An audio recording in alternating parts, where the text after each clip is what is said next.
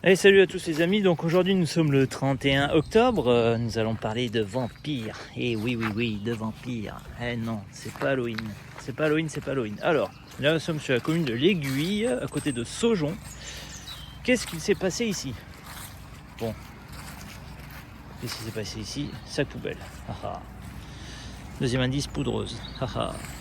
Le troisième indice, galette. Une galette. Alors, qu'est-ce qu'on a ici? Tout simplement frelons asiatiques déjà. Alors, regardez. Voilà. En fait, qu'est-ce qui s'est passé ici? Alors, je sais pas si on pourra le voir. Je vais essayer de vous zoomer, mais c'est pas évident parce qu'en fait, tout le nid s'est cassé la figure en fait, complètement. Alors normalement, il y a un bout qui pendille. Hop. Je sais pas si vous allez le voir. Alors, je vais essayer de... Vous voyez là, ce petit truc qui pendille là, on voit un peu des insectes tourner là où j'ai mon doigt. Mais là en fait il y avait un nid de frelons asiatiques. Donc avec le coup de vent qu'il y a eu, le truc, pof, est tombé. Évidemment, les galettes sont ici. Donc on va regarder, est-ce qu'on va... Je prépare la petite poudreuse, on va mettre un petit coup léger. On va mettre là, hop, on va regarder. Voilà, on va juste mettre un petit peu de poudre, ça sert à rien d'en mettre une tonne.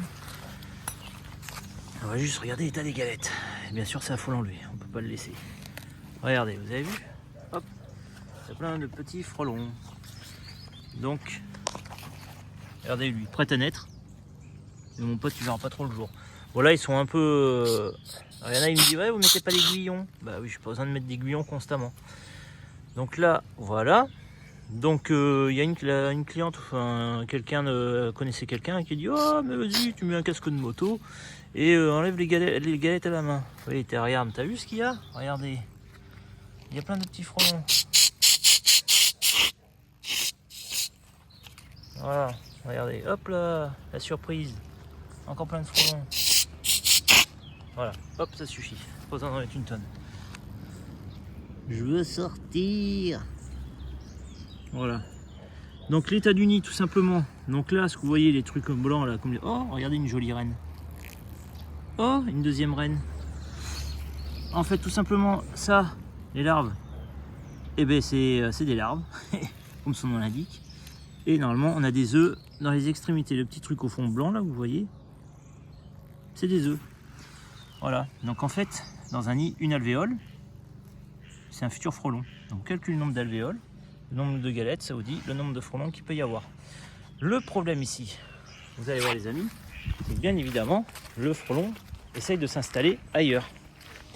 Donc je filme pas toute la maison, j'ai juste essayé de vous filmer l'endroit où on voit. Regardez, je vais avancer gentiment, regardez les là. Hop. Regardez les copains. Vous avez vu là? Ils sont ici. Alors qu'est-ce que vous allez me dire, qu'est-ce qu'ils font? Tout simplement, comme ils n'ont plus de baraque, ils vont reconstruire un nid ailleurs. Donc là il y a ici, oh, les crapias, vous entendez les crapias? Donc il y a un nid ici, et surtout j'ai dit à la cliente de surveiller. Alors là c'est un petit peu moins impressionnant que tout à l'heure, mais tout à l'heure ça tournait. Alors je fais exprès de filmer, regardez, hop, ça vole là-haut. Donc le problème c'est que là maintenant, on ne sait pas trop où c'est qu'ils vont faire leur nid. Donc comme on ne sait pas où ils vont faire leur nid, il faut laisser faire la nature. Et puis voilà quoi. Alors tout à l'heure ça a tourné un peu plus que ça. Bon là le soleil commence à baisser, donc c'est normal. J'en ai même un qui tourne autour de ma frelon mobile. Donc voilà. Donc là on va enlever tout ça.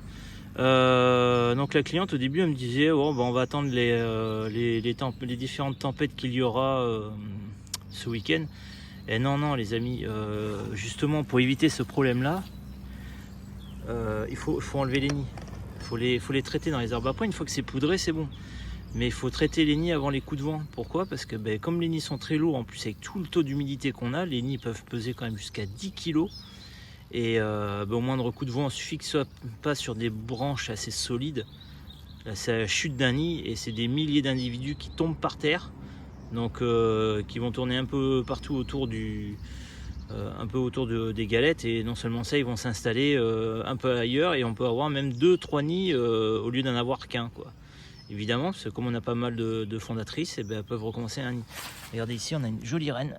Regardez, elle a la couronne. Voilà, là c'est une jolie reine. Enfin une fondatrice. Voilà, donc là de toute façon elle est condamnée. Donc là je vais ramasser tout ça. Je vais dire à la cliente qu'elle surveille ses allers-retours toujours à un même point précis, soit sous les tuiles ou dans le cabanon. Et à ce moment-là elle me rappelle et on fera une deuxième intervention et on traitera le nid en bonne et due forme. Donc traitez vos nids les amis jusqu'à au moins mi-décembre. Je insiste, mi-décembre, les frelons ne meurent pas de froid. La chute d'un nid égale gros dégâts et multiplie bien évidemment les nids de frelons dans un secteur bien défini. Donc vous allez me dire comment je reconnais une reine, bah, tout simplement c'est que les ouvrières sont plus petites. Ça c'est une ouvrière assez petite, et les reines elles sont beaucoup plus grosses parce que bien sûr elles sont remplies de semences. Là voilà, vous avez la différence, une jolie reine.